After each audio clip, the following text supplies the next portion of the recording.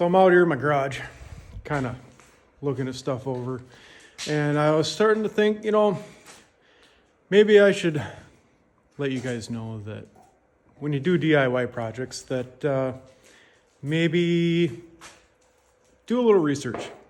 Because I've come across a few things in my garage that honestly drive me nuts, because the person that built it before I bought it didn't do the research or didn't put the effort in. And I'll show you a couple of them so that you know that do it right, so that even if you don't finish it, the next person down the road won't have to deal with those issues.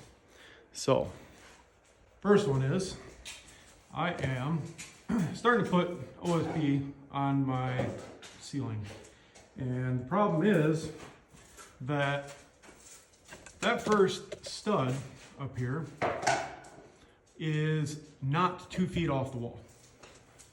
Well, you say, what's the problem with that? Well, the problem is when you decide to put that first sheet up, you can't use a full sheet. I had to cut it down to like 91 1/4, which is a little irritating because that little piece of OSB that I got screwed up there to catch the next sheet so that I can hang it is what the cutoff is. So I waste that on every sheet.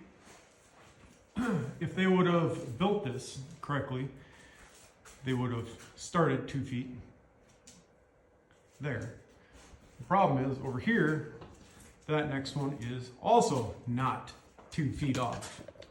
So you gotta have at least 2 feet off.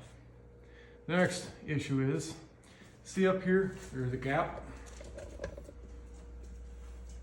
where they stopped putting the OSB up there. Well, that presents a problem when I put the insulation. They did it on both sides, by the way. That I am gonna have to go around and splice in on this side, so I don't have to take the soffit off. I have to go around and splice in on every stud bay, all the way across, on that side, as well as on this side. Well, that creates a problem because that's just extra work.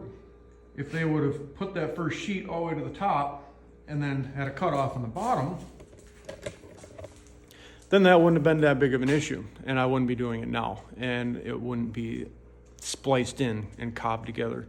So when you guys do a project, make sure that you put in the effort and you do it right, and you do it to the best of your ability. And if you don't know, ask some questions.